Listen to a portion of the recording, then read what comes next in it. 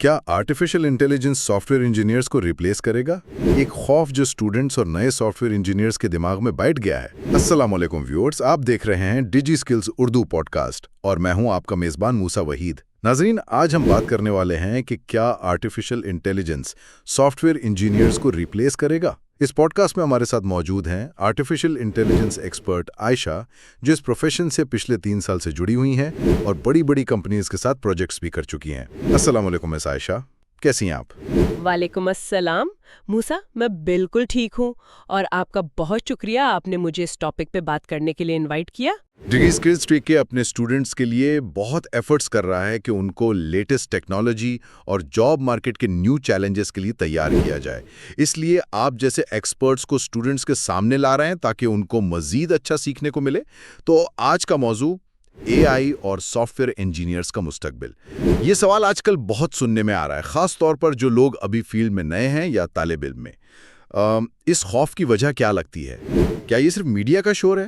دیکھیں، یہ خوف آپ کہہ سکتے ہیں کچھ حد تک سمجھ میں آتا ہے۔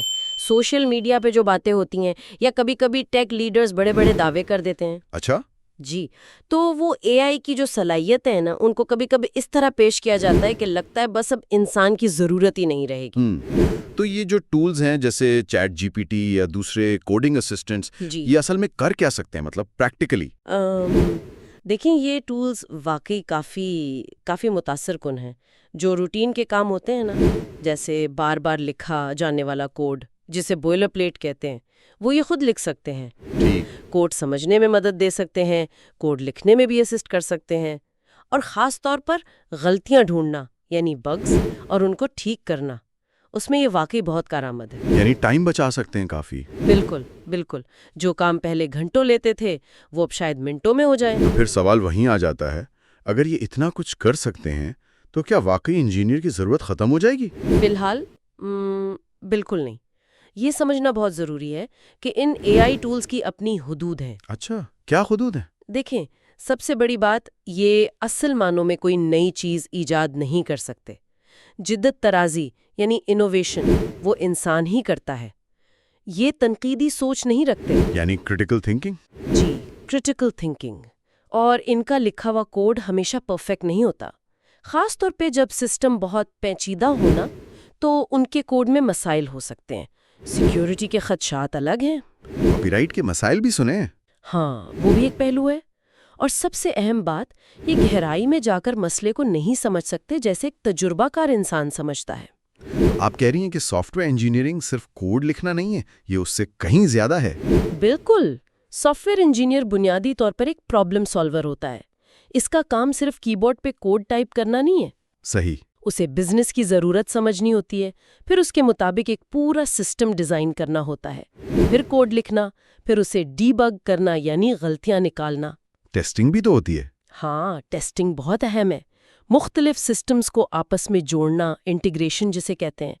کوڈنگ تو اس سارے عمل کا بس ایک حصہ ہے۔ وہ کیلکولیٹر والی مثال اچھی ہے۔ جی، جیسے کیلکولیٹر آنے سے ریاضی دان ختم نہیں ہوئے، کیونکہ ان کا کام صرف حساب کرنا نہیں بلکہ تھیوریز بنانا اور مسائل حل کرنا ہے، ویسے ہی اے آئی ٹولز انجینئرز کو ختم نہیں کریں گے۔ تو مستقبل میں کیا تصویر بنتی ہے؟ انجینئرز کا رول کیسے بدلے گا؟ انہیں کیا کرنا چاہیے؟